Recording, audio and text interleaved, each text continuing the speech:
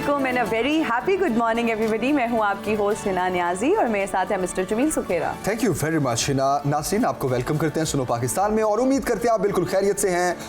लेकिन हम इस चीज़ का हमें पूरा एहसास है कि रात गए जो पेट्रोल की प्राइसेस इंक्रीज़ हुई हैं उसके बाद आवाम की क्या सूरत हाल है, क्योंकि पेट्रोल प्राइस बढ़ने के बाद पर लीटर पेट्रोल 272 रुपए पे पहुंच गया है। और कहा यह जा रहा है, मैं कोई एग्जैजरेट नहीं करना चाहता इस बात को, लेकिन कहा जा रहा है कि शायद ये 300 तक भी जाएगा इसका रेट, क्योंकि IMF की शराइत पूरी करने का जो सिलसिला शुरू हो चुका है, जिसमें कल बजट भी आया। सदर साहब ने, आरिफ अलवी साहब ने ऑर्डिनेंस से जब इनकार किया तो नेशनल असेंबली में मिनी बजट पेश किया गया और इसहाक डार ने जो बड़े बड़े महंगाई बॉम्ब गिराए हैं अवाम पर, उस पर आज हम तफसील से बात करेंगे शो में कि कौन कौन से टैक्सेस की भरमार हुई है, पेट्रोलियम मसनूआत की कीमतें बढ़ने से क्या इम्पैक्ट होगा। इसके अलावा हम इमरान खान साहब का जिक्र करेंगे जो बड़ी मुश्किल में फंस गए हैं क्योंकि उनकी जो जमानत मनसूखी है वो कल हुई, अदालत पेश नहीं हो सके। आज फिर उसकी समाअत जारी है और उनकी जो दरखास्त जमानत है वो इस चीज़ से मशरूत है कि वो अदालत में पेश हो। इस पे भी हम तफसील से बात करेंगे। इसके अलावा क्या है आज के शो? इसके अलावा हम बात करेंगे कर्जा ऐप्स पर जो कि आवाम को लूटने लगी हैं। लोग कर्जा ले लेते हैं लेकिन जब कर्जा लेने के बाद उनको पे बैक करना पड़ता है, कितना ज़्यादा उनको जो है ना वो तकलीफ का सामना करना पड़ता है, मुश्किल का सामना करना पड़ता है, क्योंकि वो डबल नहीं बल्कि ट्रिपल गुना ज़्यादा हो जाता है। और किस तरह से ये जो कर्जा ऐप्स हैं ये फ्रॉड है, स्कैम है, लोगों को लूटा जा रहा है, लोगों को बेवकूफ़ बनाया जा रहा है। इसके अलावा हम बात करेंगे आपकी और हमारी सेहत की, और फिर स्पेसिफिकली अगर ख़वातीन की सेहत की बात करें तो ग़िज़ाई किल्लत का शिकार क्यों होती हैं ख़वातीन, उनमें आयरन, वाइटामिन्स, पोटाशियम, वाइटामिन्स की कमी होती है, क्यों होती है, क्या बेसिक रीजंस है, किस तरह से इन सारी तमाम कमियों को पूरा किया जा सकता है, क्यों ये वाइटामिन्स, ये न्यूट्रिएंट्स जो हैं ख़वातीन के लिए ज़रूरी है, क्योंकि जो है ना घर में भी काम करती हैं, अक्सर आउटगोइंग भी होती हैं, वर्किंग वुमेन भी होती हैं, बाहर भी जाती हैं, बच्चों की देखभाल करना, घर वालों का ख्याल रखना, उनको संभालना, तो उनकी सेहत का ख्याल रखना भी बहुत ज़रूरी है, जो आप सबकी सेहत का ख्याल रखती है। और ग़िज़ाई किल्लत का मतलब ये है कि हम पेट भरने के लिए तो कुछ ना कुछ खाते रहते हैं, लेकिन हमारी बॉडी को जिन ग़िज़ाई ज़रूरियात ज़रूरी हैं वो हम पूरी नहीं कर रहे होते। जिसमें हिना ने जिस तरह बताया, विटामिन्स हैं, calcium, magnesium, iron, zinc, iodine, और इसको तफसील से हम डिस्कस करेंगे। और PSL को कैसे भूल सकते हैं हम, PSL को जरूर बात करेंगे। कल का जो मैच हुआ बड़ा इंटरेस्टिंग था। ग्लेडिएटर्स चारों शाने चित हुआ, सुल्तान ने 9 विकेटों से बासानी कामयाबी अपने नाम की, तो इस पर भी हम तफसील से बात करेंगे। और जमील, आज हमारे पास एक साइकोलॉजिकल, अगर हम इश्यूज की बात करें तो हमारे पास एक और बहुत जबरदस्त टॉपिक है कि वर्क प्लेस पर जो हमें साइकोलॉजिकल इश्यूज का सामना करना पड़ता है, जो प्रेशर का सामना करना पड़ता है, उसके बाद हमारा मेंटल स्टेट जो है वो कितना अफेक्ट होता है, हमारे काम करने की सलाहियत कितनी बुरी तरह मुतासिर होती है। बहुत सारे लोग जो डिफरेंट ऑफिस में काम करते हैं, कहीं भी काम करते हैं, काम का एक वर्कलोड तो होता ही है, प्रेशर तो होता ही है, लेकिन उसका मेंटली, साइकोलॉजिकली आपके स्टेट ऑफ माइंड पर कितना बुरा इंपैक्ट आ रहा है, आज हम उस पर भी तफसील से बात करेंगे। बिल्कुल। और हिना, इस प्रेशर गेम में बेसिकली हम ये उम्मीद कर रहे होते हैं अपने एम्प्लॉय से कि शायद वो बहुत कोई हरफन मौला है या वो रोबोट है कि वो बहुत जल्दी टाइम मीट करेगा, जो भी उसको टारगेट दिया जाएगा। अच्छा, चले अगर नहीं भी होता, बेसिकली फेलियर के बाद ही आपकी कामयाबी का सिलसिला शुरू होता है, लेकिन कुछ दफातर में उस फेलियर को बेसिकली आपकी ज़ात के साथ जोड़ दिया जाता है और एक परसेप्शन डेवलप कर दिया जाता है आपके बारे में। और आपको मैं कहूँगा कि इतनी टेंशन, हाँ इस पे आगे जाके बात करेंगे, लेकिन बहुत अच्छी बात जमील ने की। अब इतना मेरा भी दिल कर रहा है इसमें कुछ कंट्रीब्यूट करेंगे, लेकिन प्रोड्यूसर साहब ओके, हम आगे बात करेंगे। बिल्कुल। इमरान खान मुश्किल में फंस गए हैं जनाब। इंसदादी दहशतगर्दी की अदालत ने इमरान खान की दरखास्त जमानत मुस्तरद कर दी।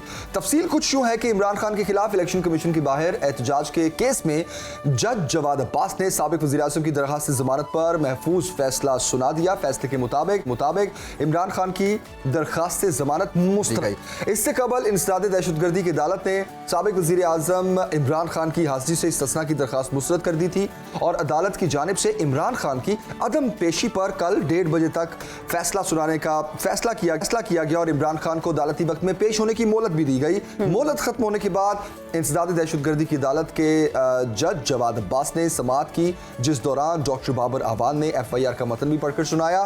इस पर अब हम तफसील से बात करते हैं। सलमान आबिद साहब सीनियर एनालिस्ट हमारे साथ हैं। सलमान साहब, बहुत शुक्रिया हमें ज्वाइन करने के लिए एंड गुड मॉर्निंग। सर, सबसे पहले तो मैं यही पूछना चाहूँगा आपसे कि क्या इमरान खान साहब किसी बड़ी मुश्किल में फंसने वाले हैं? दरखास्त ज़मानत खारिज होने के बाद गिरफ्तारी के चांसेस बढ़ चुके हैं क्या? देखिए, इस वक्त जो हिकमत अमली हुकूमत की नज़र आती है वो तो यही है कि हर सूरत में इमरान खान को गिरफ्तार किया जाए या सियासी तौर पे नाहिल किया जाए। इसलिए मसला कानूनी नुकात का नहीं है या इनके ऊपर जो इल्ज़ामात हैं उनका नहीं है, बल्कि मसला खालिस्तन सियासी है और हुकूमत सियासी बुनियादों पर इमरान खान को गिरफ्तार भी करना चाहती है और डिस्क्वालीफाई भी करना चाहती है। अब यही एक इस वक्त हुकूमत के पास हिकमत अमली है, क्योंकि इमरान खान का मुकाबला जो है वो सियासी मैदान में करने से गुरेज किया जा रहा है और कानूनी रास्ते तलाश किए जा रहे हैं जिसकी मदद से इमरान खान को दीवार से लगाया जाए। अब हुकूमत ये कर सकती है, उसके पास इख्तियारात हैं, उसके पास वसाइल होते हैं, वो करना चाहे तो कर सकती है। और हमारे यहाँ बदकिस्मती से हुकूमतें, चाहे आज की हो या माजी की हुकूमतें हों, वो अमूमी तौर पर अपने सियासी मुखालफिन के खिलाफ एक इंतकामी कार्रवाइयाँ भी करती रहती हैं। तो ये कोई नई बात नहीं है जो इमरान खान के खिलाफ हो रही है। इमरान खान की हुकूमत में भी बहुत से लोगों को इंतकामी कार्रवाई का निशाना बनाया गया था, तो इसको एक मकाफात अमल भी कह ले। लेकिन सवाल ये है कि अगर इमरान खान को गिरफ्तार किया जाता है या नाहिल किया जाता है तो क्या इससे मामला खत्म हो जाएगा? मैं समझता हूँ खत्म नहीं होगा, बल्कि इमरान खान की मकबूलियत और ज्यादा बढ़ेगी। और दूसरी सवाल ये है कि क्या इस तरह की गिरफ्तारी से इस मुल्क को जो माशी बुरहान है और जो माशी बदहाली है, क्या वो दुरुस्त हो जाएगी? तो उसका जवाब भी नफी में है।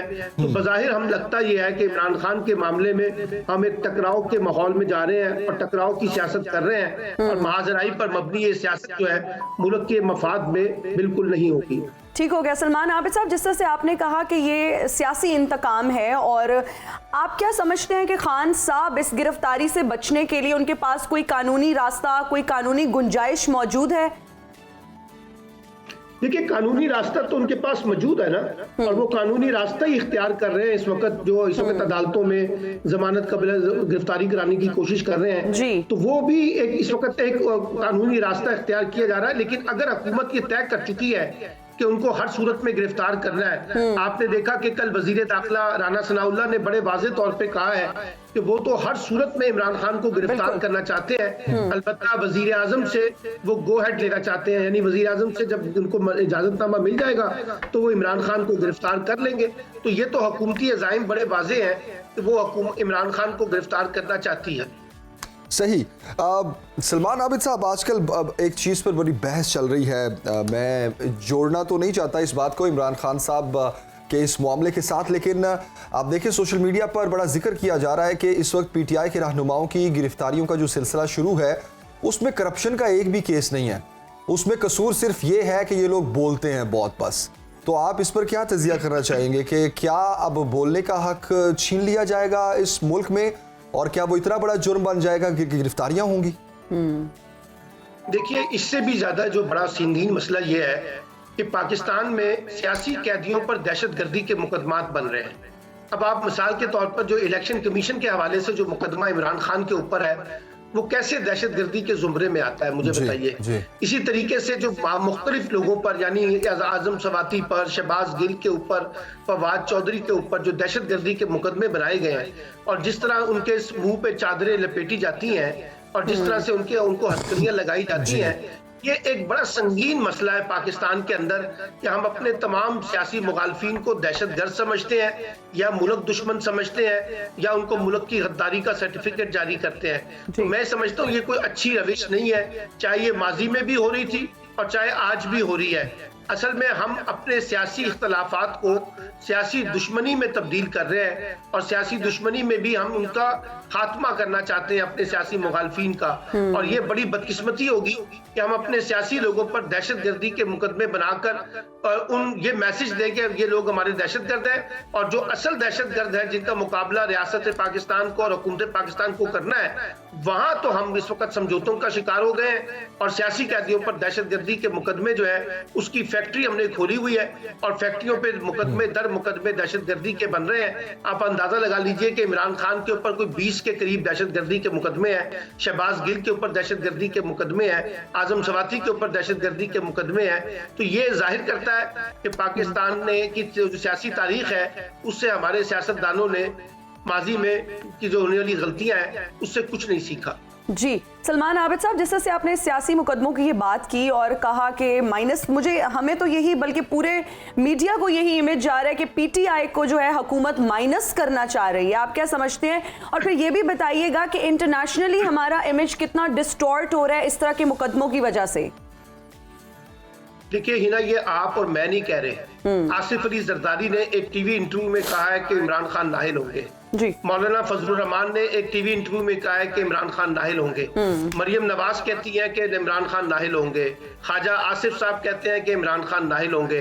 तो ये जो हुकूमत के अंदर बैठे हुए लोग हैं, जो इस वक्त 13 जमाती इत्तेहाद है, वो खुद बता रहे हैं कि इमरान खान नाहिल होने वाले हैं। अब मालूम नहीं ये फैसला जो है हुकूमत के अंदर बैठ के हुआ है या अदालतों के अंदर बैठ के होना है, यानी जो फैसला अदालतों में होना है उसके बारे में हमारे हुक्मरान तबकात को सब पता है कि क्या होने जा रहा है। अच्छा, अब मसला ये है कि नाहिली, जो अभी आपने एक सवाल उठाया है, -1 फार्मूला, एक जमाने में हम बेनजीर भुट्टो को माइनस करते रहे, वो माइनस ना हो सकी, उनको शहादत का दर्जा मिल गया।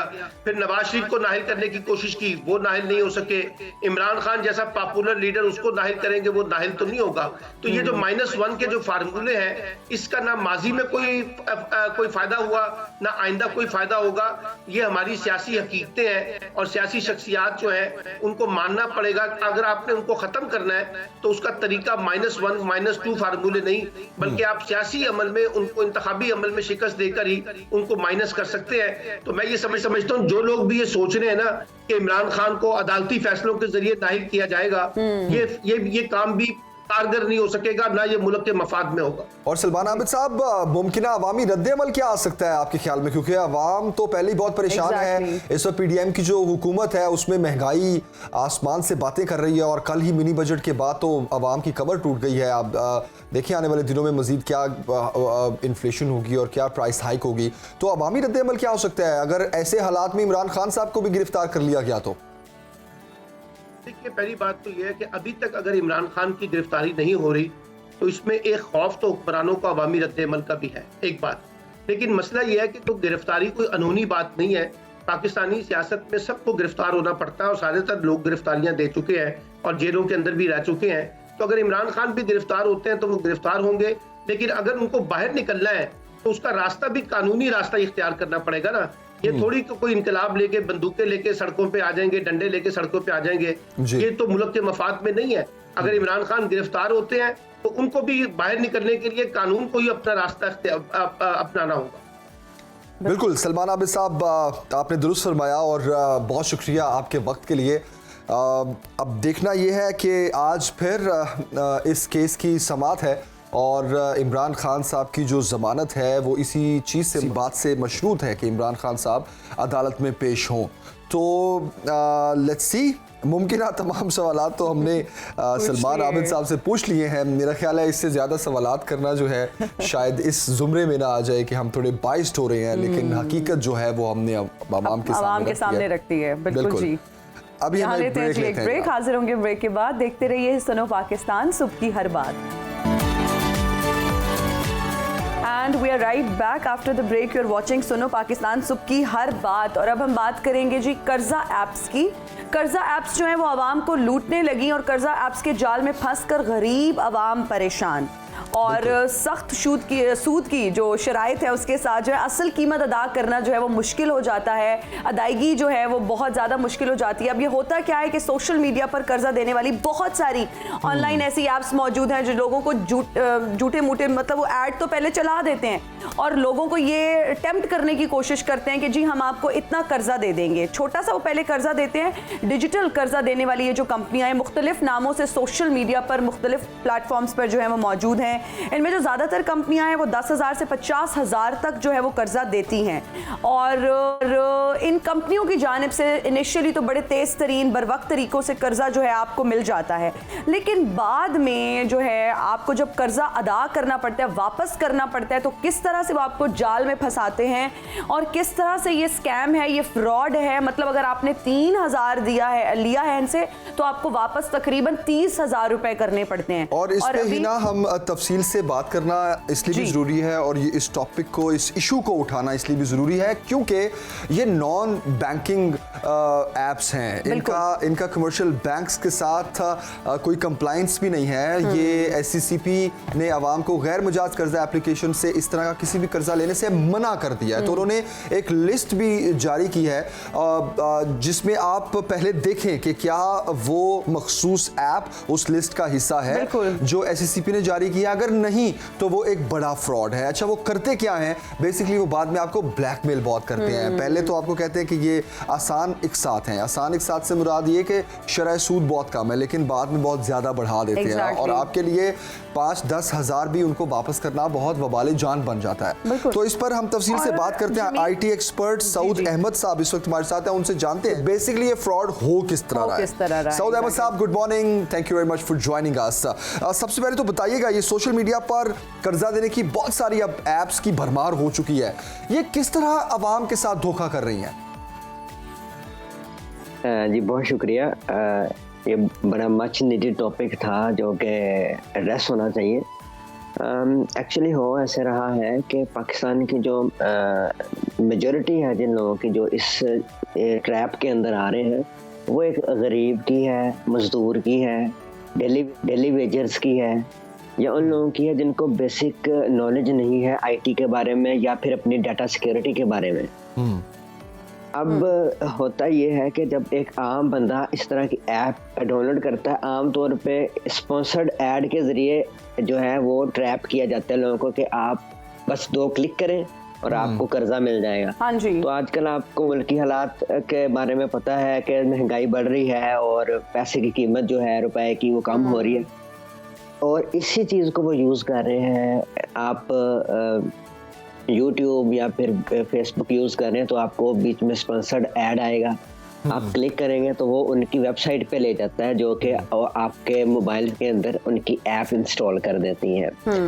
अब होता ये है कि जो परमिशंस का पैनल होता है हमारे मोबाइल फ़ोन्स में, शायद आपको भी पता होगा, मुझे भी पता होगा, एक आम शहरी जो है उसको तो पता होता है कि अगर कोई पढ़ा लिखा है कि किस चीज़ की परमिशन देनी है। वो भी मीडिया का पाकिस्तान का बड़ा किरदार है कि उसने बार बार मॉर्निंग शोज़ में और न्यूज़ के अंदर इस तरह की चीज़ें जो हैं वो बता के लोगों को इतना अवेयर किया। अब होता ये है कि इंसान का फोकस होता है कर्जे की तरफ जब वो ऐप को डाउनलोड करता है।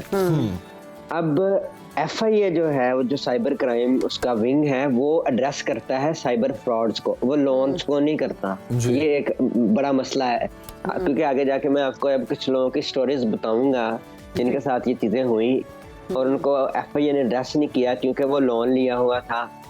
अब इसमें लोगों को अवेयरनेस ये नहीं है कि वो फंसते ऐसे हैं कि जब वो ऐप इंस्टॉल करते हैं तो उनके फ़ोन बुक और उनकी गैलरी की जो चीज़ें हैं उनको जब एक्सेस देते हैं उस ऐप को तो वो ऐप के अंदर जो उन्होंने कोडिंग की हुई है उसका सारा डाटा जो है ना वो सर्वर पे कॉपी कर लेती है ऐप अपने सर्वर पे, जो ऐप का सर्वर है।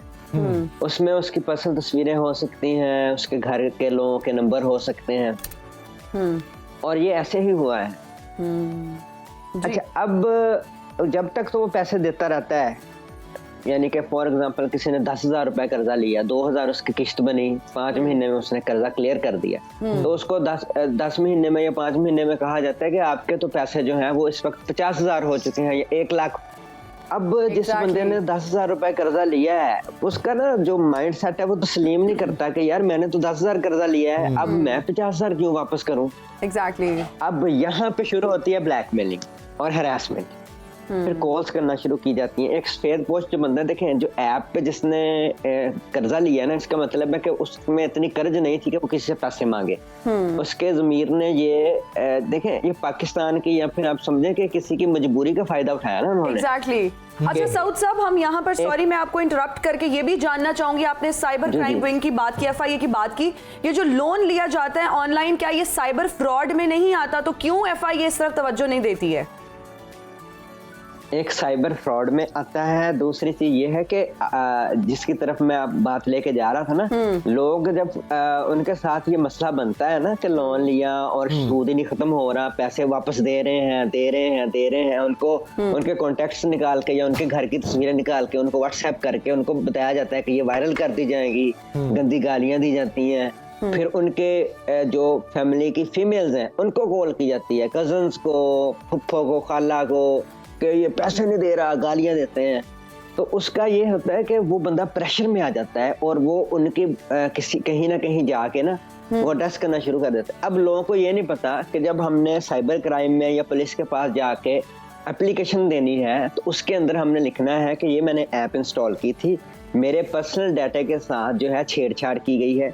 देखें, पर्सनल डाटा आपका अगर कॉम्प्रोमाइज किया जाता है, ऐप अगर एक्सेस भी लेती है ना तो वो इसलिए लेती है कि आपका माइक्रोफोन उस ऐप को यूज करते हुए उसके फीचर्स यूज करने के लिए यूज करेगी। अभी स्काइप पे हम बात कर रहे हैं तो इसने अगर मेरे से एक्सेस ली है कि आपके कैमरे तक एक्सेस चाहिए, तो वो एक मेरी वीडियो जो है वो ट्रांसमिट कर रहा है आप लोगों तक, जो कि मुझे देख सकते हैं। लेकिन अगर आप देखें कि जो गैलरी को वो किया जाता है तो वो शनाख्ती कार्ड की आपकी कॉपीज लेने के लिए ना वो एक्चुअली कहते हैं कि हमने इसलिए एक्सेस ली है, लेकिन वो अनएथिकली बताए बगैर आपका डाटा उठाते हैं और फिर आपको ब्लैकमेलिंग स्टार्ट कर देते हैं। अब ब्लैकमेलिंग जो है वो भी साइबर क्राइम में आएगा।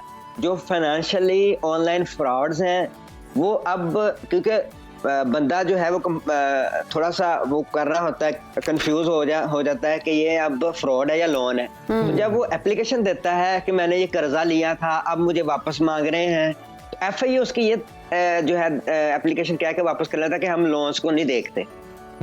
अब वो समझता है कि जब FIA ने वापस कर दी है तो शायद ये इसमें सुनवाई नहीं हो सकती। हालांकि वो अगर उसमें लिखे, जितने भी हमारे सुनने वाले जो हमें इस वक्त देख रहे हैं जिनके साथ ये फ्रॉड हो रहा है, इस वक्त वो सूद दे रहे हैं या ब्लैकमेल हो रहे हैं, उनको ये चाहिए कि फौरी तौर पे FIA साइबर क्राइम विंग में ये एप्लीकेशन दें कि आपके डाटा के साथ छेड़खानी की गई, आपका डाटा जो था वो चोरी किया गया, आपके कंसेंट के बगैर आपके कॉन्टेक्ट्स और आपके पर्सनल इमेजेस और गैलरी की तस्वीरें और वीडियोस जो है वो यूज की गई और अब आपको हरासमेंट की जा रही है और ब्लैकमेल किया जा रहा है। बिल्कुल सही, फिर FIA कार्रवाई करेगा। बिल्कुल सही। अच्छा, ये तो एक तरीका हो गया सऊद अहमद, ये तो एक तरीका हो गया कि FIA साइबर क्राइम विंग में आपने एप्लीकेशन पुट किस तरह करनी है, क्योंकि आप ब्लैकमेल या अगर हरास हो रहे हैं तो उसका बेहतरीन हल ये कानून मौजूद है और आप कानून का सहारा लें। अच्छा, दूसरा ये कि जब एप्स आप डाउनलोड करें, वो कर्जा ऐप्स की चूंकि हम बात करें, तो ये कैसे यकीनी बनाएं कि ये धोखा नहीं होगा, ये सही ऐप है या गलत है, ये किस तरह पता चलेगा इसका?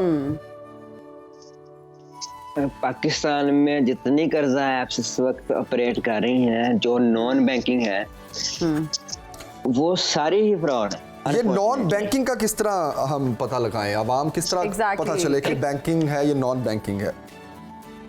अच्छा, स्टेट बैंक की वेबसाइट पे जाएं तो वहाँ पे ना स्टेट बैंक ने जो इसको कहा जाता है कि माइक्रो फाइनेंस बैंक, ये जो छोटे बैंक है ना जैसे ये इजी पैसा और जायज कैश वगैरह, ये माइक्रो फाइनेंस बैंक है, इनको बाकायदा लाइसेंस जारी होता है स्टेट बैंक की तरफ से। और आपको पता है कि ये लोग भी कर्जा देते हैं, ये एप्स भी कर्जा देती हैं, ये छोटे छोटे, और हर बैंक की अपनी अपनी एप्स हैं। एक तो डिजिटल बैंकिंग की है, साथ इनकी कर्जा एप्स भी हैं।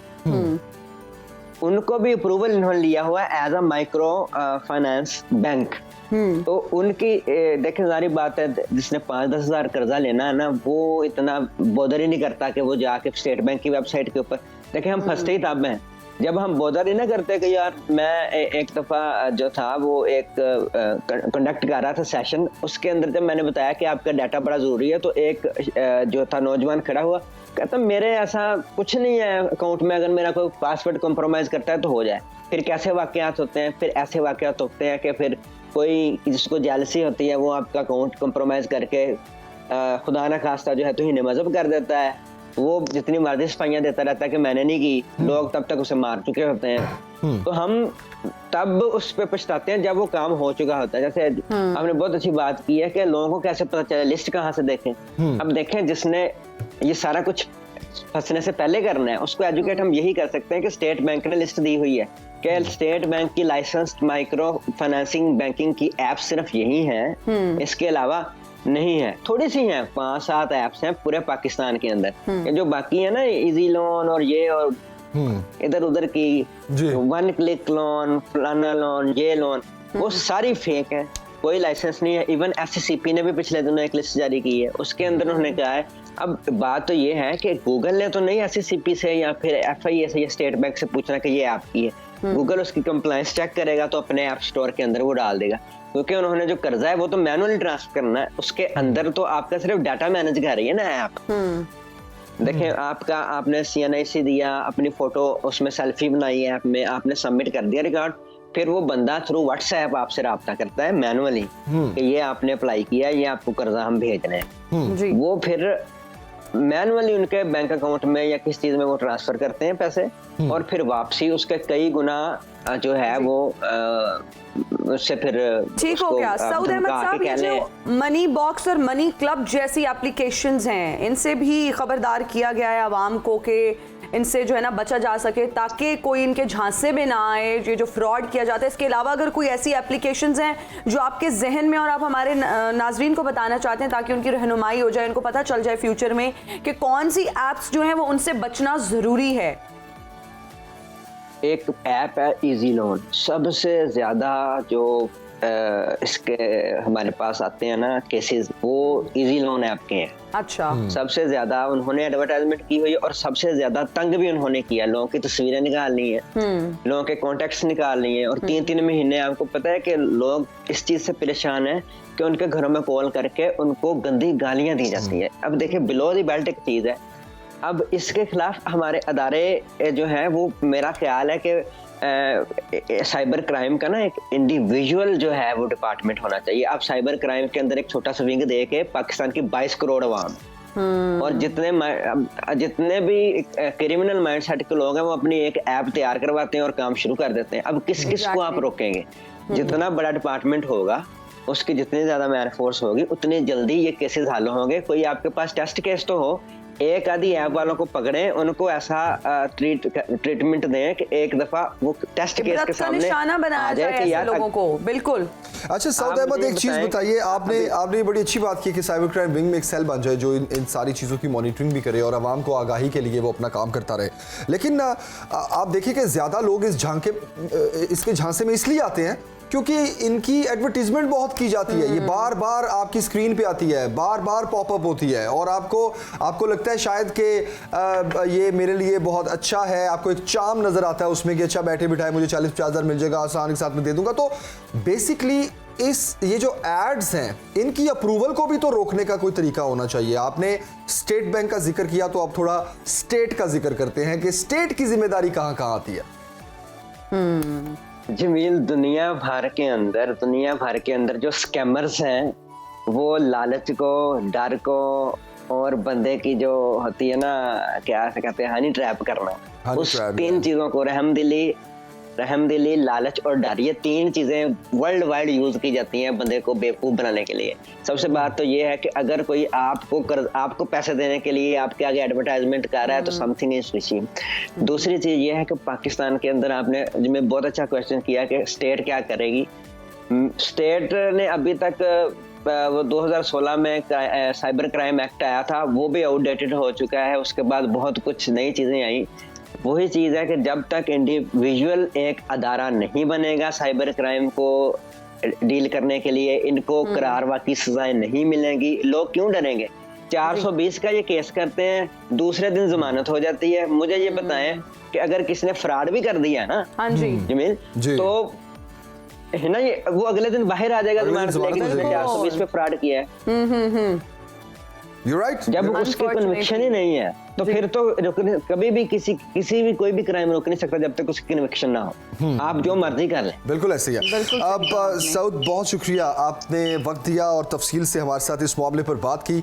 सऊद अहमद जिस तरह बता रहे थे कि एक तो अवेयरनेस बहुत जरूरी है और दूसरा जो FI का साइबर क्राइम विंग है वो थोड़ी ये कोशिश करे कि उसका एक अलग सेल हो जो इन चीजों को देखे, मॉनिटर करे और फिर लोगों में आगाही पैदा करे। देखिए, हमने इंडिविजुअली, आप कह लें कि प्राइवेटली हमने अपनी जो एक कोशिश थी वो कर ली आप तक रहनुमाई के लिए। बिल्कुल, आपकी रहनुमाई के लिए। अब इसी तरह हुकूमत की भी कुछ जिम्मेदारियां बनती हैं। अगर हुकूमत को बाकी तमाम जो मामलात हैं उनसे थोड़ा फुर्सत मिल जाए तो वो इस तरफ भी थोड़ी तवज्जो दें। जमील, यहाँ पर एक और चीज भी I would like to mention कि जो लोग कर्जा लेते हैं, बहुत सारे लोग बेचारे तो ये समझते हैं कि ऑनलाइन है जी एप्स, हमें कहाँ से इन्होंने पकड़ना है, हम कहाँ से इनको पता चलेगा। ज्यादा लोगों को ये सोच आती है, ज्यादा लोगों को यही सोच आती है कि हमें ऑनलाइन कर्जा मिल रहा है, हमने अपना मोबाइल बंद कर देना है, सिम बंद कर देनी है, हमें कहां से पकड़ लेंगे। लेकिन ये लोग जिस तरह से आपको अपने झांसे में फंसाते हैं और जिस तरह फ्रॉड से आपको पैसे देते हैं, प्लीज आप लोग इस तरह की जो एप्लीकेशंस हैं इनको इस्तेमाल करने से इज्तनाब करें, बहुत ख्याल रखें। और यहां पर मुझे लगता है कि FIA की ये पिवटल रिस्पॉन्सिबिलिटी है और सबसे पहले इस चीज का ख्याल रखना चाहिए कि हमारे अवाम जो कि रोजमर्रा जिंदगी में, जमील अगर हम देखें सोशल मीडिया की बात करें, जहां पर इसका एक्सेस बहुत ज्यादा बढ़ चुका है, लोगों के लिए बहुत इजी हो गया, वहीं पर इसका मिसयूज भी बढ़ चुका है, लोगों को बहुत मुश्किलात का सामना करना पड़ता है। तो इसके लिए अलग से अगर विंग बनाया भी गया तो उसको एफिशिएंटली काम करना चाहिए। आपने जो सादा अवाम की बात की, सादा लॉ इंसान, ठीक है, वो इतने सादा है, वो तो जो आवाज आती है ना लोन देने वाले की, हाँ जी, ठीक है, वही सुन के कहते हैं भाई दे दें बस दे दें, क्योंकि वो जिस अंदाज से बात कर रहे होते हैं, ज्यादा खवातीन कम्युनिकेट कर रही होती है ना फोन के जरिए, उनको लगता है कि बस अब तो मैंने ये लोन लेके ही रहना है, ये तो मेरा फर्ज बन गया लोन लेना। तो ये हनी ट्रैप की एक किस्म है जिसका हम जिक्र कर रहे थे कि this is called basically the honey trap, कि आपको बड़े तरीके से जाल में फंसाया जाता है और उसके बाद आपके लिए बहुत ज्यादा मुश्किल खड़ी हो जाती है। तो नाजरीन, बहुत होशियार रहें, खुदारा होशियार भी रहें और जिस आप अपने इर्द गिर्द ये मैसेज पहुंचाएं, जहां जहां मुमकिन हो लोगों की अवेयरनेस में आप अपना अपना किरदार भी अदा करें, क्योंकि अगर आप लोगों तक खुद भी एक जरिया बन जाएंगे इस इंफॉर्मेशन और आगाही अवेयरनेस फैलाने का, तो यकीन जानिए एक बहुत बड़ी मैस तक ये एक मैसेज जाएगा। और जमील, अच्छे लोग, किसी सियाने का ये कहना है कि उधार एक जंग है इसीलिए बंद है, तो उधार तो बहुत पहले से लोगों का ये कहना है, बड़े शौक से उधार अगले चौक से एग्जैक्टली। तो इस तरह के जब आप कहीं पर भी कोट्स पढ़ते हैं, कोई इस तरह की लाइंस सेंटेंस आपको पढ़ने को मिलता है, एक जगह तो लिखा हुआ था कश्मीर की आजादी तक उधार बंद है ये अच्छी बात है। उधार लेने से आप परहेज करें, गुरेज करें, इज्तनाब करें और इस तरह की जो स्कैम फ्रॉड एप्स हैं उनको डाउनलोड बिल्कुल मत करें। और अभी हम लेंगे एक ब्रेक जी, हाजिर होंगे ब्रेक के बाद। देखते रहिए सुनो पाकिस्तान, सुबह की हर बात।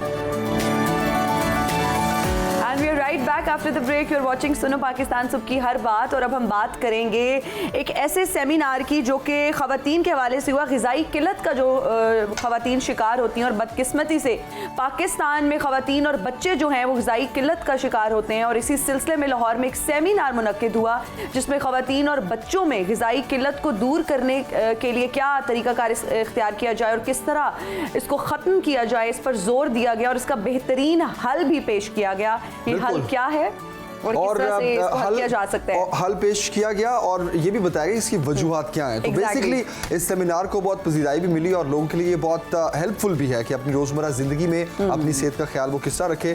तो अमन परवेज के पास चलते हैं, वो हमें इस सेमिनार का अहवाल बता रही हैं और ये बताएंगे कि ग़िज़ाई किल्लत आप किस तरह से ख़त्म कर सकते हैं। जी अमन, तकरीबन 63% ख़वातीन जो हैं वो आयरन डेफिशिएंसी का शिकार हैं। और इसके साथ ही साथ अगर हम बात करें तो ऐसा नहीं है कि हम अपने खाने के ऊपर तवज्जो नहीं देती हैं, लेकिन पाकिस्तान में जो है 60% जो लोग हैं वो गुर्बत की लकीर से जो नीचे हैं, जो कि फ्रूट्स जो हैं वो अच्छे तरीके से जो है कंज्यूम नहीं करते, वेजिटेबल्स जो हैं अच्छे तरीके से नहीं खाते, या फिर हम मीट वगैरह की बात करें तो वो अच्छे तरीके से लोग नहीं ले पाते, उनमें इतनी ज़्यादा वो डेफिशिएंसीज़ होती हैं जिसमें विटामिन्स, मिनरल्स, ये सारी चीज़ें आती हैं। इस वक्त मौजूद हूँ इंटरनेशनल जो न्यूट्रिशन है उनकी एक वर्कशॉप है जिसमें फूड फोर्टिफिकेशन को लेकर पंजाब के अंदर व्हीट फूड फोर्टिफिकेशन के बारे में बताया जा रहा है। तो आइए चलते हैं इस वर्कशॉप के बारे में जानते हैं।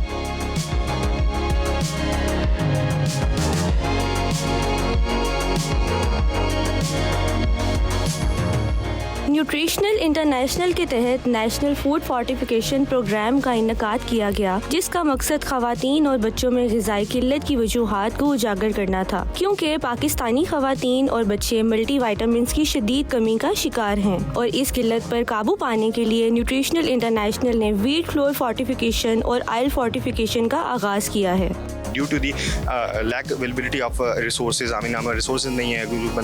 एक मजदूर लेमैन की जो डेली वेजेस का जो बंदा है, उससे आप देखें कि वो 500 रुपये में क्या क्या लेके जाएगा, तो एटलीस्ट वो आटा जो लेके जाएगा, तो जो मेजर डेफिशिएंसीज हैं उसको एड्रेस जो है वो पूरी हो सके हम ऐड कर रहे हैं, और उसका 1/3 हम उसमें ऐड कर रहे हैं कि जी एटलीस्ट उसको कुछ ना कुछ मिकदार में विटामिन्स मिनरल्स उसको मिल सके। We are basically working on fortification और वीट फ्लावर। इसको हम माइक्रोन्यूट्रिएंट्स से हम इसको एनरिच करने की इस्तदा कर रहे हैं, हम लोग कोशिशें कर रहे हैं, जद्दोजहद कर रहे हैं। इसका फ़ायदा ये होगा कि once your wheat flour is fortified, तो आपकी 1/3 जो माइक्रोन्यूट्रिएंट की जो रिक्वायरमेंट्स हैं वो आपको सिर्फ यहीं से पूरी हो जाएंगी।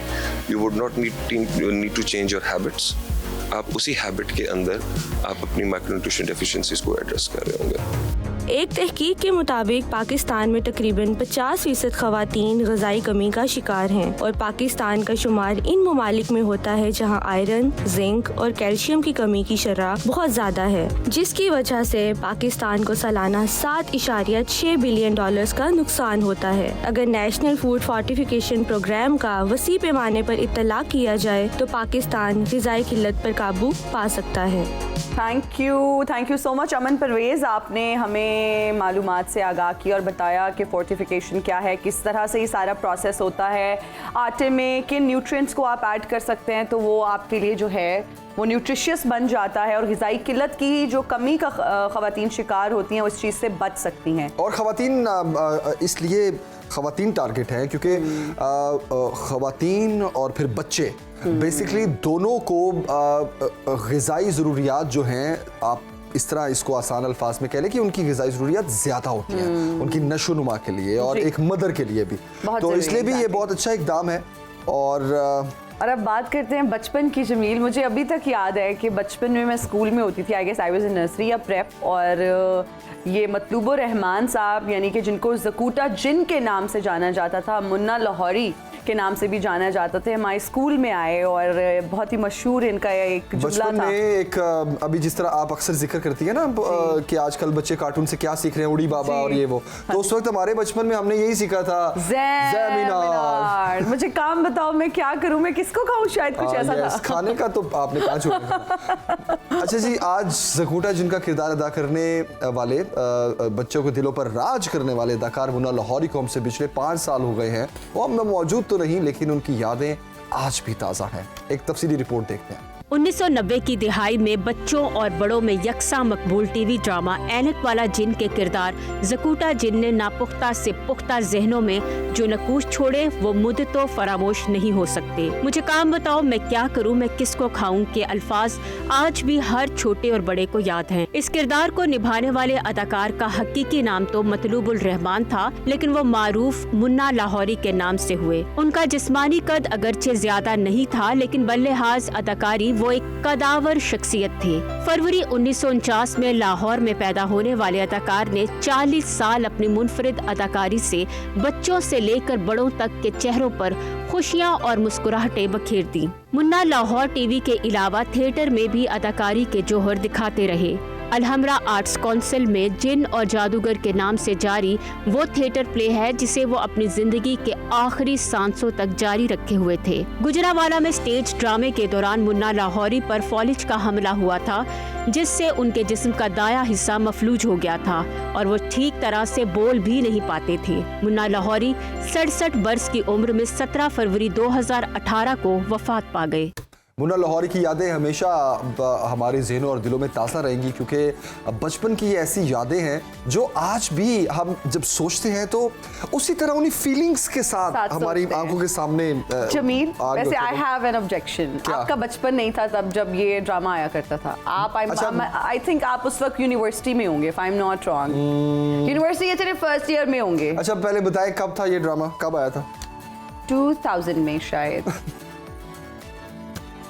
देख ले, मेरी तरफ आ रही थी हिना, खुद ही अपने जाल में फंस गई। I don't know। क्योंकि हिना अच्छा नहीं, मुझे नहीं पता, लेकिन इतना मुझे याद है कि मैं ये 80s अर्ली 90s की बात है, ये बेसिक अर्ली 90s की बात है, ठीक है। तो आप तो लेट 90s में तो पैदा हुई हैं। हाँ, तो आपने नर्सरी नहीं, लगा करता था जमीन, लगा करता था, मेरे बचपन में भी लगा करता था, और ये हमारे स्कूल में आए थे, और ये शायद रिपीट हुआ करता था तब जब हम देखते I don't know। और ये अभी भी जमील। अच्छा, यहाँ पर एक और चीज भी अपने देखने वालों को बताना चाहूंगी कि ये दोबारा भी इसका सीक्वल उन्होंने बनाना शुरू किया, अच्छा, और नया ऐनक वाला जिन बनाना शुरू। स्कूल में भी आए थे, आपने बताया हमें। स्कूल में आए थे, बच्चे सारे कर आपको गए ये थे। बात याद है कि स्कूल में आए थे? कोर्स मैं बिल्कुल सामने बैठी थी स्टेज के, और जब इन्होंने कहा ज़मीनार ऊंचा सा करके बोला तो हम सब बच्चे डर गए, और बहुत सारे बच्चों ने रोना भी शुरू कर दिया। हाँ, मैं अभी जमील की यही बता रही थी। नहीं तो ये तो 2000 की बात होगी। Yes, I think I was in nursery या फिर प्रेप में होंगी मैं, लेकिन तब ये रिपीट्स पे लगता था। ब्रेक लेते हैं जी। नाज़रीन, फैसला आप करें, मैं कुछ नहीं बोलूंगा। एक ब्रेक लेते हैं, 10 बजे की आप हेडलाइंस देखें, उसके बाद वापस आएंगे, शो को आगे बढ़ाएंगे। We are right back after the break. You're watching सुनो पाकिस्तान, और अब बात करेंगे वर्क प्लेस स्ट्रेस के नफ्सियात पर जो है ना वो असरात क्या होते हैं, क्या इसके नुकसानात हैं। काम करने की जगह पर होने वाले दबाव या फिर स्ट्रेस को आलमी इदारा सेहत ने बीमारी के तौर पर तस्लीम करते हुए इसकी तारीफ एक ऐसी कैफियत के तौर पर की है जो काम की जो है ना दायमी या फिर तवील अरसे तक अगर आप ज़्यादा काम करते हैं उसके नतीजे में वो पैदा होती है कैफियत। और इसमें अभी तक कोई कामयाब कहा जा सकता है कि इसमें कोई कामयाब नहीं हुआ इसका हल ढूंढने में, और इसका कोई प्रॉपर अभी तक हल नहीं ढूंढा जा सका। और आलमी इदारा सेहत के मुताबिक बर्नआउट, अक्सर हम ये टर्म सुनते हैं, उसके 3 आंसर हैं। आप थकान का शिकार हो जाते हैं, काम से आप बेजार हो जाते हैं, आपकी पुअर परफॉर्मेंस भी इस चीज़ में जो है ना वो शामिल है। और बर्नआउट की बहुत सारी ऐसी अलामात हैं जो डिप्रेशन की अलामात से मिलती जुलती हैं, और ऐसे लोगों को थकान से मुस्तकिल ये एहसास जो है ना वो उनके माइंड में घूमता रहता है कि वो थके हुए हैं, उनका काम में दिल नहीं लगता। और डिप्रेशन का तो फिर भी जो है ना बहुत सारे इलाज दस्तयाब है, लेकिन अगर हम बर्नआउट की कैफियत की बात करें तो ये तर्ज जिंदगी को तब्दील करके ही दूर किया जा सकता है। बिल्कुल। और बिना वर्क प्रेशर और वर्क स्ट्रेस, बेसिकली इन 2 चीज़ों को आज हम तफसील से डिस्कस करेंगे कि इन दोनों में फ़र्क क्या है, और क्या वर्क प्रेशर जो है वो does it leads to basically work stress. तो स्ट्रेस जो है वो तो आपकी परफॉर्मेंस को बिल्कुल ही ज़ीरो कर देती है। Exactly. और हम जिस तरह शो के आगाज़ में बात कर रहे थे कि बहुत से ऑफिस में ऐसा होना कि आपको कुछ टारगेट दिया जाए और वो आप अचीव ना कर सकें, तो आपको इतना स्ट्रेस दिया जाता है बेसिकली कि आपकी परफॉर्मेंस बेहतर होने की बजाय मजीद खराब हो जाती है। तो इस पर हम तफसील से बात करते हैं। डॉक्टर तायरा रुबाब साहिबा इस वक्त हमें स्टूडियोज में ज्वाइन कर चुकी हैं। डॉक्टर साहिबा, thank you very much for joining. कैसी हैं आप? बिल्कुल ठीक, अल्हम्दुलिल्लाह। आप को हमारी बातें कैसी लगी? कुछ अनहोनी बातें तो नहीं लगी? क्योंकि देखिए हमारे मुआशरे में बहुत ज़्यादा अब ये होना शुरू हो गया बेसिकली कि लोग अपने वर्क प्लेस पे बहुत स्ट्रेस फील करना शुरू हो गए हैं। तो इस पर बात करना इसलिए बहुत ज़रूरी है क्योंकि वर्क प्रेशर तो इंसान सह लेता है, लेकिन स्ट्रेस जो है वर्क प्लेस पे वो काबिल बर्दाश्त नहीं होता समटाइम्स। व्हाट डू यू से? बिल्कुल ठीक कह रहे हो आप जमील, लेकिन 2-3 चीज़ें जो है ना वो समझना बड़ा ज़रूरी है। हम we always take stress as if something negative, जबकि stress itself is not that negative. It becomes negative when you are just not letting it go and you are not managing it. एक certain level of stress जो है वो आपकी performance को increase करता है, वो आपको it leads towards your goal कि आपने ये अचीव करना है और उसके ऊपर आप गोल डायरेक्टेड होता है वो। But when stress takes your control, तो फिर दैट इज समथिंग जो कि आपकी परफॉर्मेंस काउंटर कर रहा है, and you need to attend it first and then you can focus more on your work. ये समझना बहुत ज़रूरी है। All kind of stress is not bad at all. हाँ, जहाँ तक हम वर्क रिलेटेड स्ट्रेस की बात कर रहे हैं, उस स्ट्रेस में ये हम बहुत ज़्यादा देख रहे हैं because we see a lot of pressure on people. Like हमें जी टारगेट्स को मीट करना है, हमें एक सर्टन टाइम तक जो है वो जॉब्स करनी है, हमें उससे पहले अगर कोई फैमिली कमिटमेंट है या मी टाइम वाली बात, जैसे हम अभी कर रहे थे, वो चीज़ें we don't allow people. Even कि हमने इतना बड़ा पेंडेमिक देखा है, उसके बाद भी we could not learn anything out of that के हम अपने वर्किंग एनवायरनमेंट को बेहतर कैसे कर सकते हैं। 4 घंटे काम करके भी वो चीज़ हो सकती है जो 8 घंटे में होती है। We could not adopt that. वो ये हमारी एक मिजरी है, क्योंकि कहीं ना कहीं हमें लगता है कि हम ऑफिस एनवायरनमेंट में 8-8 घंटे काम करेंगे तो then we can work better, या परफॉर्मेंस आपकी जो है वो बेहतर होती है। ऐसी होती हैं जो जिनके लिए ये मैटर नहीं कर रहा होता कि बेसिकली हमें क्वालिटी काम कितना मिला, वो उनके लिए ये मैटर कर रहा होता है कि इसने क्या कितने घंटे इसने ऑफिस में गुजारे। बिल्कुल बिल्कुल, और ये हर ऑर्गेनाइजेशन में है, शायद सवाए गूगल के मुझे लगता है ये हर ऑर्गेनाइजेशन में है। बहुत कम ऐसी ऑर्गेनाइजेशंस हैं जो आपको टास्क बेस्ड जो है वो चीज़ों के लिए करते हैं, या वो रिलैक्स रखते हैं कि भाई टास्क आपका डिलीवर होना चाहिए no matter what the time you are here. तो वो चीज़ें नहीं हैं जो कि हमारा कल्चर चेंज होने की, वर्किंग कल्चर चेंज होने की ज़रूरत है। लेकिन अगर आप देखो तो यूरोप में देयर इज़ अ मूवमेंट एक चल रही है जहाँ पे वो लोग कहते हैं कि जी आपको we can not work more than 6 hours, और इवन इससे भी वो पीछे जाना शुरू होंगे 5 आवर्स के लिए आप हमें रखें, बिकॉज ह्यूमन प्रोडक्टिविटी जो है ना वो 4 घंटे से ऊपर की नहीं है। आप देखो कि people who are just staying for 8, 9, 10 hours in the office, उनका जो दिन का फर्स्ट चंक होगा वो किन चीज़ों के ऊपर होता है, इधर उधर गॉसिप, बातचीत, ये वो चीज़ें जो एक्चुअली, क्योंकि they know the culture of the office. और जब कल्चर ऑफ द ऑफिस ये है कि जब जाने का टाइम होता है तब बॉस ने अंदर बुलाना है, तब मीटिंग स्टार्ट होनी है, तब आपको अहम असाइनमेंट्स जो है वो दी जानी है, तो फिर people take it that way कि अच्छा जी दिन का वक्त आपने चिल पिल कर लिया, गॉसिप कर लिया, and then when it's the time to get back तो आपका काम स्टार्ट हो गया। अच्छा, ये जो स्ट्रेस वाला मामला है डॉक्टर साहिबा, ये बेसिकली आपकी पर्सनैलिटी के साथ क्या क्या मजीद डैमेजेस कर रहा होता है बेसिकली, क्योंकि आपका कॉन्फिडेंस शेक होना वो एक अलग कहानी है, आपकी परफॉर्मेंस उससे इफेक्ट होना वो एक अलग कहानी है। अच्छा, फिर आप पर्सनैलिटी आपकी बहुत डैमेज, आपको लगता है कि शायद आप इस काबिल ही नहीं है कि आपको ये लॉस, आपको ये डर नहीं रहता कि शायद मेरी जॉब चली जाएगी, आपको फिर ये डर बेसिकली ज़हन में आ जाता है कि अच्छा क्या मैं केपेबल ही नहीं हूँ ये काम कर सकता है। इन्फीरियरिटी कॉम्प्लेक्स में भी मुब्तला हो बहुत ज़्यादा। And let me tell you, in this time of जितना हम देख रहे हैं कि क्या उसको कहते हैं, महंगाई वाली जो चीज़ें, इन्फ्लेशन जो आजकल इतना ज़्यादा रेज है, उसमें आप देखो कि मेरी जॉब ना चली जाए is one of the biggest fear है, ये बहुत बड़ा, बिकॉज जॉब सिक्योरिटी तो आपकी है नहीं है। फिर आपकी जॉब सिक्योरिटी ना होने के बाद you are not having any state support जो कि आपको सपोर्ट कर दे 1 महीने के लिए ही, चलो कि आप अपनी जॉब फाइंड आउट कर लो। तो ये वो सारी चीज़ें हैं जो इंसान के अंदर खौफ में उसको मुब्तला करती है, और उसके साथ ऑफ कोर्स आपका स्ट्रेस पाइल अप होता जाता है। कॉन्फिडेंस भी शेक होता है आपका, क्योंकि आपको अपनी परफॉर्मेंस जो है वो इफेक्ट होते हुए कहीं ना कहीं नज़र आ रही होती है, और वो होती भी है। जैसे आपने पहले बात की थी कि बर्न आउट होता है। देखो पहले स्ट्रेस हुआ, if you are well aware of your mental health state, तो आपको उस वक्त ये पता चल जाता है कि जी I am going through something which is not normal for me. Maybe आपकी लेग में पेन हो रहा है, आपके शोल्डर्स कंस्ट्रेन हो चुके हुए हैं, आपको यहाँ पे स्ट्रेन फील होता है, नेक स्ट्रेन है, या आपको कॉन्स्टेंट हेडेक रह रहा है, आपकी स्लीप डेप्रिवेशन है, ये सारी चीज़ें वो जो स्ट्रेस की अर्ली साइंस हैं। अगर if it is going for days and you are not getting normal, तो फिर आपको you need to address it. फिर आप इसको एड्रेस किए बगैर आगे नहीं जा सकते। And let me tell you, stress जो है it is the mother of so many mental health problems and along with physical health problems. ये बहुत सारे, जैसे आपका अगर आपको ब्लड प्रेशर का मसला और स्ट्रेस है, आपका ब्लड प्रेशर कभी नीचे नहीं जाएगा। अगर आपको हार्ट प्रॉब्लम है, you are at the verge of having heart attacks, अगर आपका स्ट्रेस मैनेज नहीं है। अगर आपको डायबिटीज़ है एंड यू आर स्ट्रेस्ड, आपकी डायबिटीज़ कभी मैनेज नहीं हो सकती। So stress itself is not causing anything, but it is triggering so many other things जो कि आपकी लाइफ बिल्कुल ठीक हो गया। डॉक्टर साहिबा, जिस स्ट्रेस की आपने बात की, बहुत सारे लोग जो स्ट्रेस लेते हैं बहुत ज़्यादा, ये उनके बस में भी नहीं होता। अगर आप उनको कहते हैं, ये मशवरा भी देते हैं कि आप जी स्ट्रेस ना लें, तो उनका ये कहना होता है कि ये हमारे बस में नहीं है। और फिर जो एक एनवायरनमेंट क्रिएट किया जाता है, एक एटमॉस्फेयर क्रिएट किया जाता है ऑफिस में या कोई वर्क प्लेस पर, वो बहुत ज़्यादा स्ट्रेस कॉज करता है। तो किस तरह से एम्प्लॉयज़ जो हैं वो स्ट्रेस ना लें? चलें, अगर डेडलाइन मीट करनी है, कोई ऐसा काम है जिसको आप एक टाइम स्पैन में पूरा कर रहे हैं और वो नहीं हो पाया, तो how to get rid of this stress, किस तरह करें? बिल्कुल, इसको हैंडल करने के लिए सबसे पहले ये, जैसे हमने पहले बात की थी कि यू मेंशन कि लाइफस्टाइल चेंज जो है बड़ा ज़रूरी है। कीपिंग योर सेल्फ हेल्दी और इन हेल्दी लाइफस्टाइल सबसे पहली की है।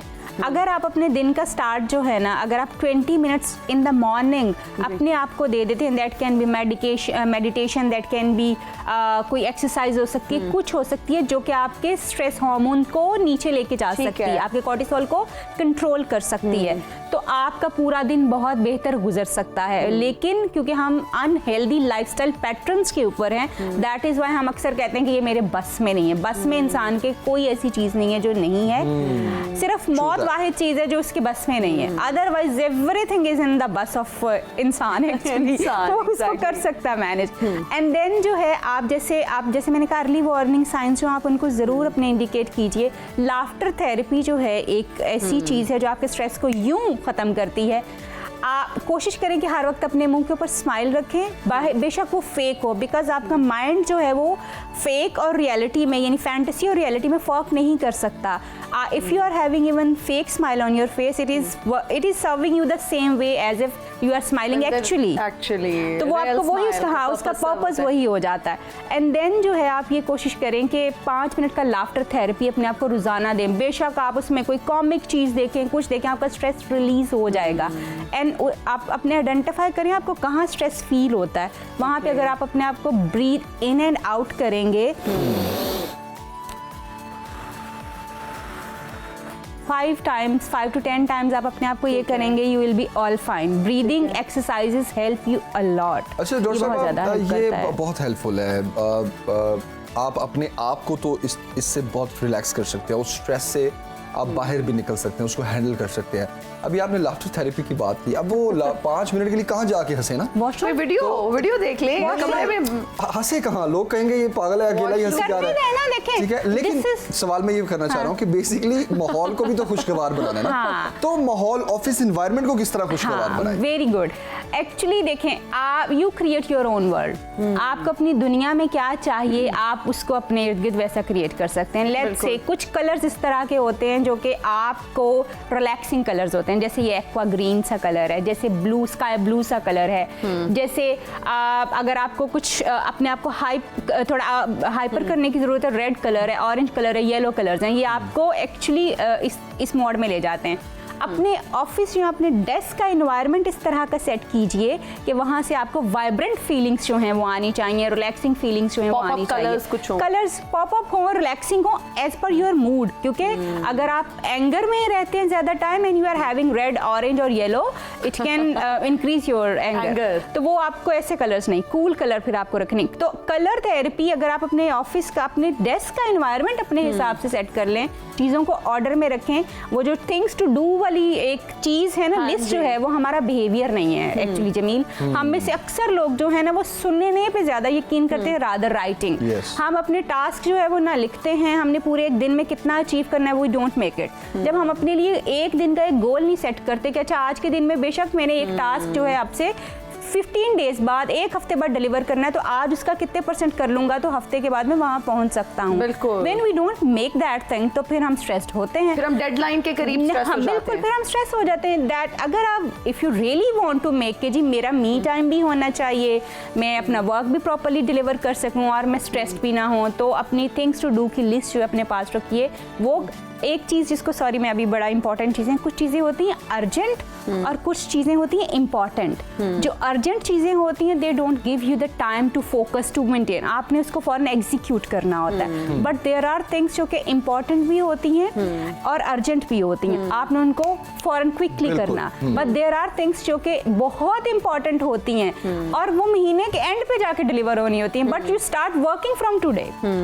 अब आप जो चीज़ें डिले हो सकती हैं उनको आप अभी से सोचना शुरू कर देते हो, और जो अभी डिलीवर होनी होती हैं आप उनको कहीं कंसीडर नहीं करते। So try to make it in a way कि कौन सी चीजें इंपॉर्टेंट हैं, कौन सी अर्जेंट है, कौन सी हम डिले कर सकते हैं, ये चीजें आपको पता होनी चाहिए। Then you can give yourself a timeline कि मैंने इस टाइम पे ये, और वो लिखना बहुत जरूरी है कि आपको याद रहे। बहुत ज्यादा। अच्छा, आपको लगता है डॉक्टर साहबा कि ये जो बिहेवियर है, बेसिकली मैं इसको एक इंसानी बिहेवियर कहूंगा कि हम किसी भी चीज को पूरा करने के लिए बिल्कुल एंड तक जा रहे होते हैं कि हाँ हो जाएगा और एंड पे एक स्ट्रेस लेवल बढ़ जाता है।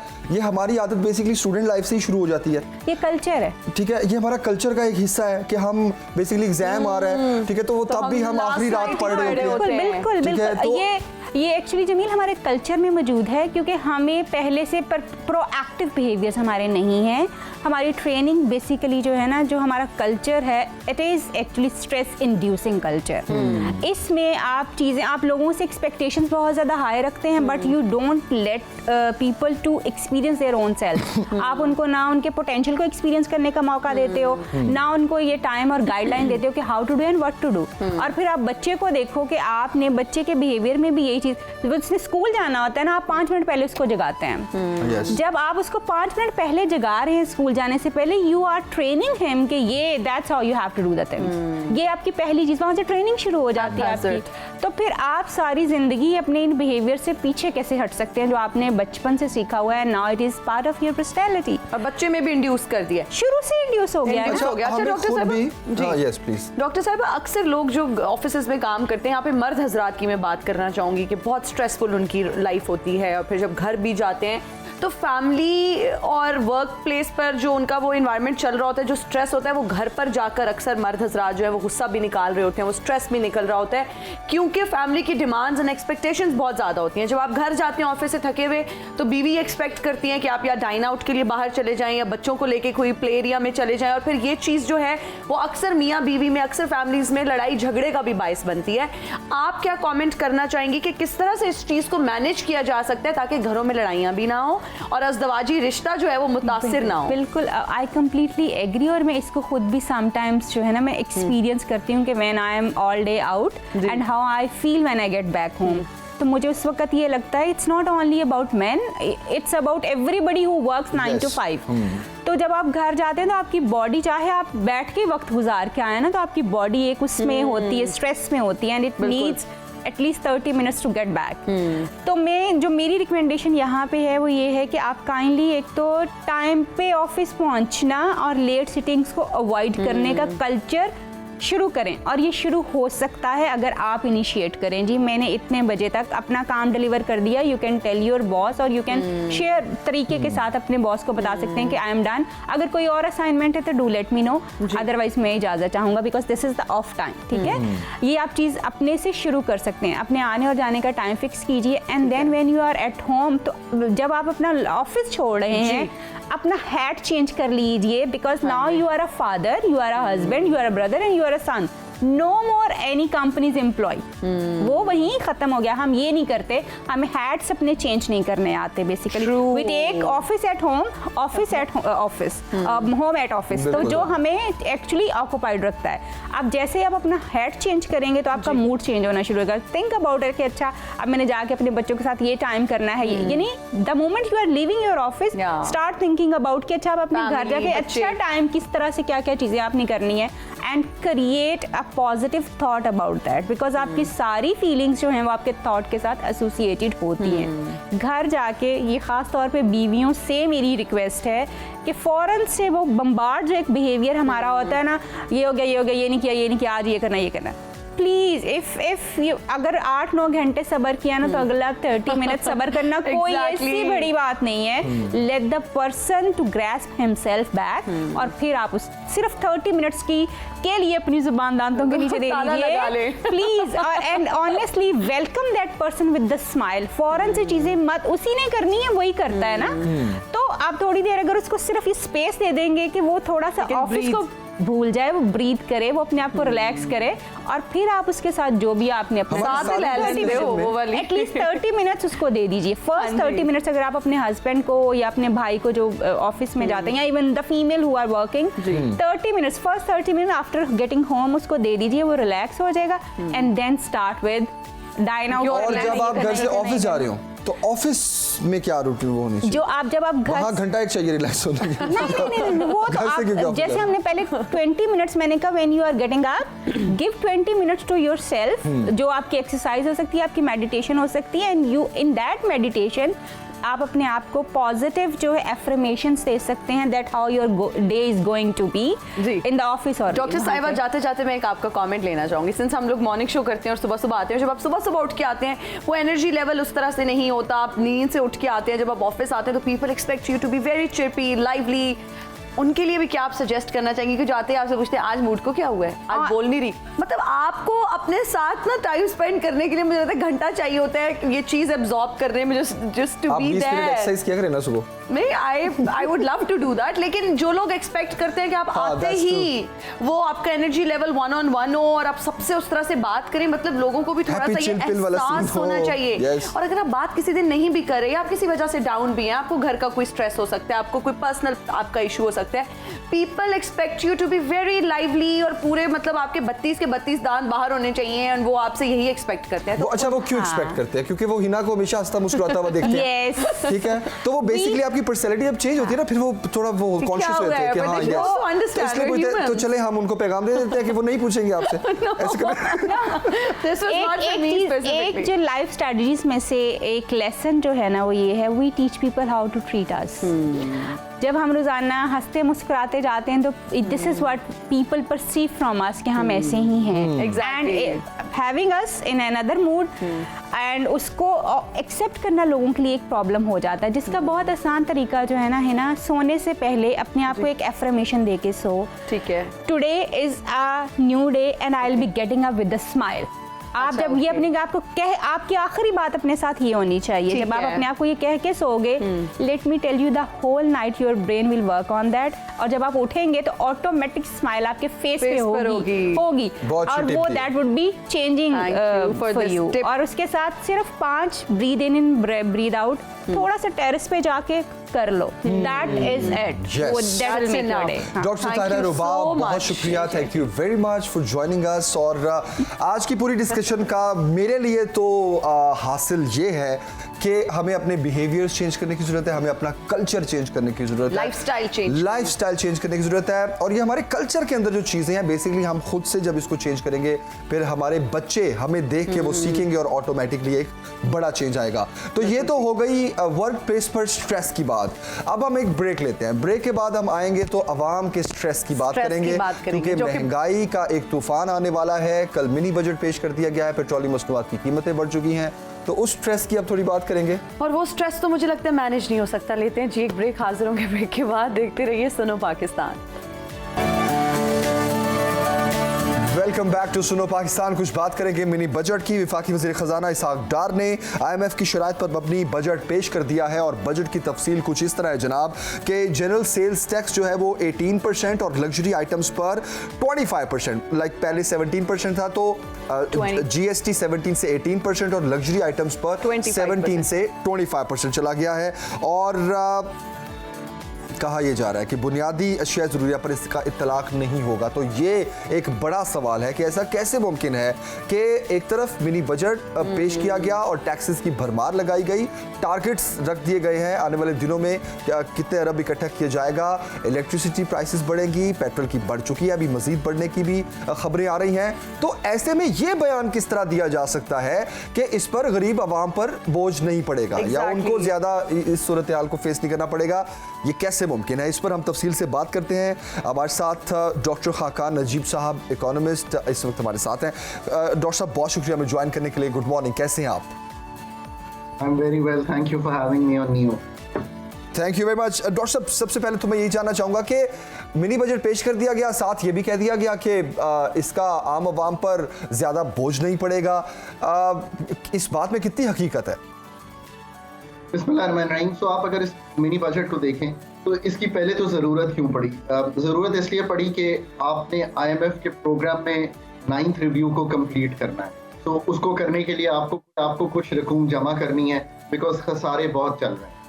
अब 170 अरब कलेक्ट करना है। एक तो ये था कि हम बहुत ही फंडामेंटल कोई चेंजेस करते और प्रोग्रेसिव टैक्सेशन करते, जो आप और मैं सब चाहते हैं कि जो अमीर लोग हैं, जो वेल ऑफ हैं, उनको हम टैक्स करते हैं। बट ऐसा करना 4.5 माह में कलेक्शन 170 अरब की करना मुश्किल था जी। अब जो सबसे ज्यादा तकलीफ दे इसमें चीज है वो ये है कि 17 से 18% GST का रेट किया गया है।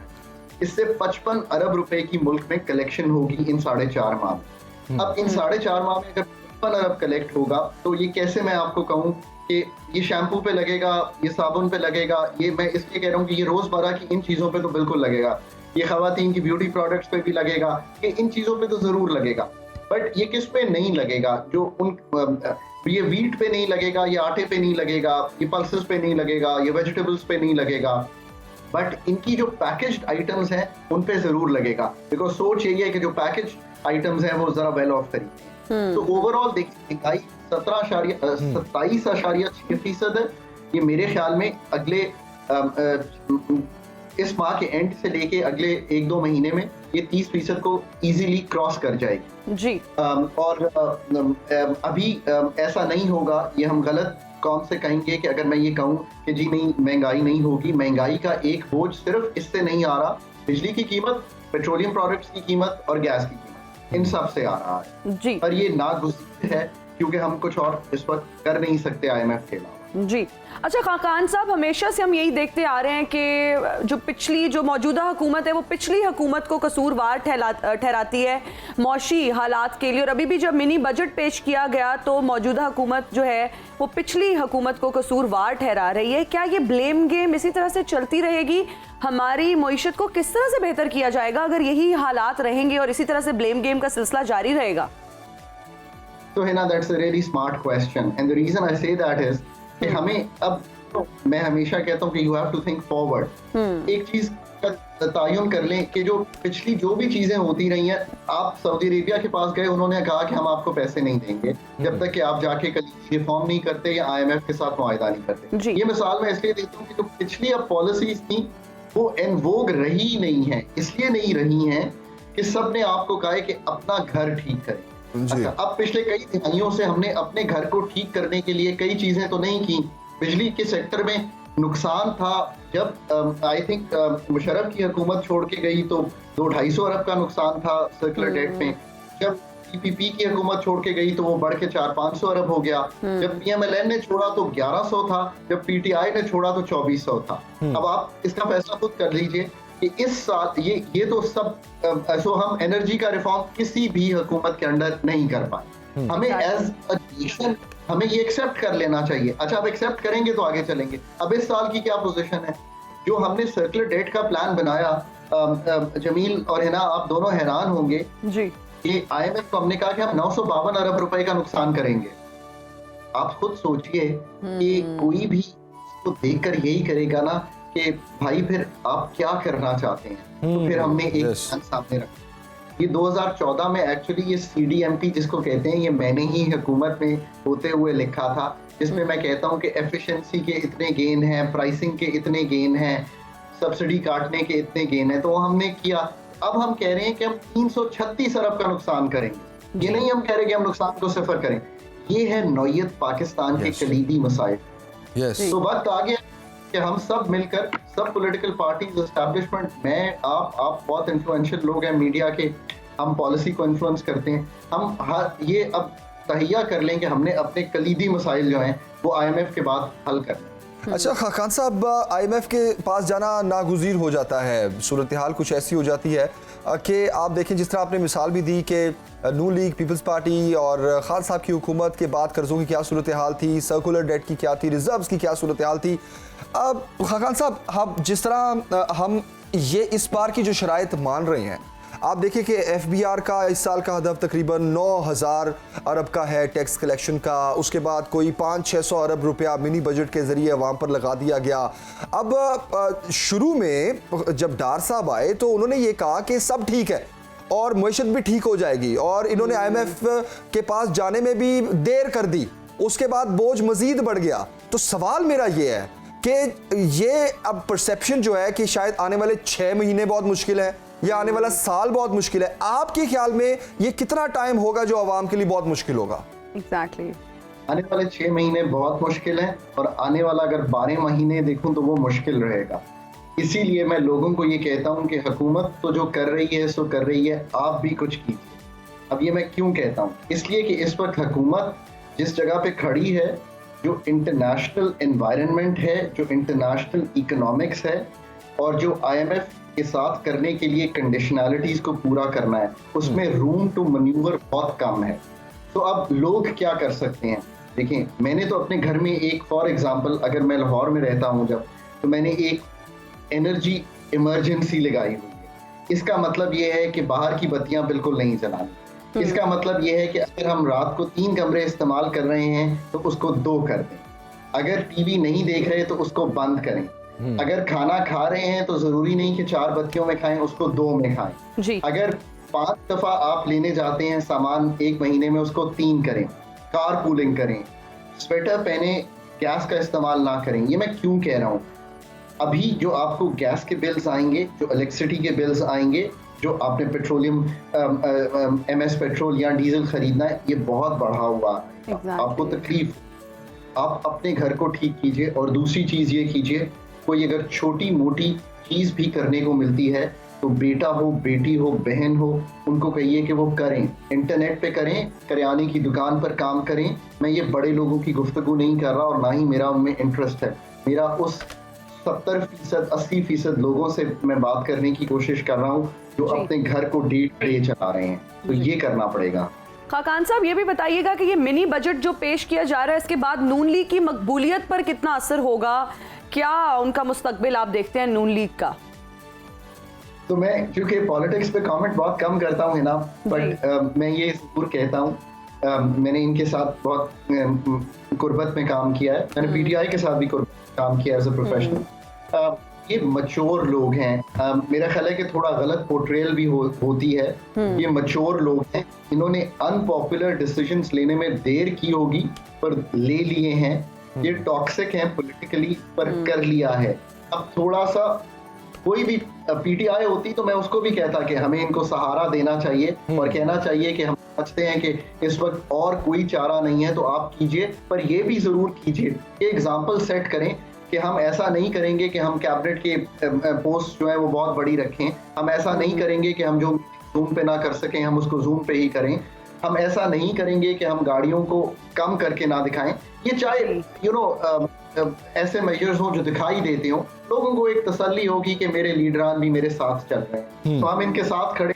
हुकूमतों मुल्क हिना और जमील, ये मैं आपको कहता हूँ, मैंने 25 साल से मैं तालिब इल्म रहा हूँ पाकिस्तान की इकोनॉमिक्स का और बहुत सर्व किया है at the very crucial levels in Pakistan. मैंने पाकिस्तान को इतनी मुश्किल में नहीं देखा जहाँ पे आज खड़े हैं। इसलिए हर एक को इस वक्त एक इमरजेंसी एनर्जी की तो अपने घर में जो है वो कर देनी चाहिए और हुकूमत को भी इससे ज्यादा सीरियसली लेना चाहिए। बिल्कुल सही। अच्छा खाकान साहब, एक बहुत बड़ा सवाल हुकूमत की कारकर्दगी पर यह भी उठता है कि क्या इनमें कैपेबिलिटी नहीं है या फिर करना ही नहीं चाह रहे। फिर ये बातें होती हैं कि हमें एक इकोनॉमिस्ट चाहिए मुल्क संभालने के लिए, ना कि अकाउंटेंट, और फिर तनकीद और फिर ये सारी बातें। तो आपके ख्याल में कैपेबिलिटी पर कितना बड़ा सवाल है? जमील साहब, मेरा फेवरेट और single most important topic Pakistan पे जिस पे मैं लिखता रहा हूँ न्यूज़ अखबार में भी और डॉन अखबार में भी, वो ये है कि पाकिस्तान एक कॉम्पिटेंसी के क्राइसिस में है। ये एक इकोनॉमिस्ट से बात नहीं बनेगी, ये 2 इकोनॉमिस्ट से बात नहीं बनेगी, ये एक अकाउंटेंट से बात नहीं बनेगी। पाकिस्तान को हर इम्पोर्टेंट इकोनॉमिक और फूड मिनिस्ट्री में, चाहे वो फाइनेंस हो, एनर्जी हो, प्राइवेटाइजेशन हो, आपको प्रोफेशनल इंडक्शंस करनी पड़ेंगी। ये मिनिस्टीरियल लेवल तो this is where the next 5 years of Pakistan. ये बड़ी बड़ी बातें कि हम सिविल सर्विसेज रिफॉर्म कर देंगे, हम ये ना होनी है पाकिस्तान में। जो कर सकते हैं वो करें, प्रोफेशनल इंडक्ट करें, जो सिविल सर्विसेज है उसको एडमिनिस्ट्रेशन और मैनेजमेंट का काम करने दें और हम जैसे प्रोफेशनल्स कई रखें, कई, बिल्कुल, और उनसे काम लें और उनसे कहें। इसकी आखिरी मिसाल छोड़ता जा रहा हूँ, जब IMF की टीम आती है तो 10 से 11 खवातीनो हजरात आते हैं, सारे के सारे PhD होते हैं, सारे के सारे टॉपिकल एक्सपर्ट होते हैं। अब आप ये फॉर्मूला अपने घर में करें। बिल्कुल सही, बिल्कुल सही। खाकान नजीब साहब, बहुत शुक्रिया आपके वक्त के लिए और बहुत अच्छे मशवरे भी दिए आपने अवाम को भी और हुकूमत को भी। लेकिन जिस तरह आपने कहा कि आने वाला 1 साल बहुत मुश्किल है अवाम के लिए और इस मिनी बजट के बाद महंगाई की सूरत हाल बहुत गंभीर हो जाएगी। और हमारी इंडिविजुअल रिस्पॉन्सिबिलिटीज की भी कुछ उन्होंने बात की कि किस तरह से हम बचत कर सकते हैं, क्या तरीका कार है जो हमें इस्तेमाल करना चाहिए, क्या ऐसी चीजें हैं जिनसे हमें बचना चाहिए। और हुकूमत भी ये किफायत शारी अपनाए। मैं तो यही कहूँगा, बिल्कुल जरूरी है। हम तो कर लेंगे ऐसा, लेकिन हुकूमत इतनी बड़ी बड़ी कैबिनेट्स बना के और इतने बड़े बड़े प्रोटोकॉल और अपने पैसा जाया करने का कोई तुक नहीं प्रोटोकॉल वाली बनता। बात तो बिल्कुल। आप एक ब्रेक लेते हैं जनाब, ब्रेक से वापस आएंगे, PSL की बात करेंगे, इरफान ज़हीर साहब हमारे साथ होंगे। देखते रहिए सुनो पाकिस्तान, सुबह की हर बात। And we are right back after the break. You're watching सुनो पाकिस्तान और इरफान ज़हीर साहब ने हमें ज्वाइन किया है, स्पोर्ट्स एनालिस्ट है, एंकर पर्सन है। Thank you so much for joining us in Suno Pakistan. Irfan साहब, कल के मैच के बारे में क्या कहेंगे? मुल्तान सुल्तान छा गए हैं।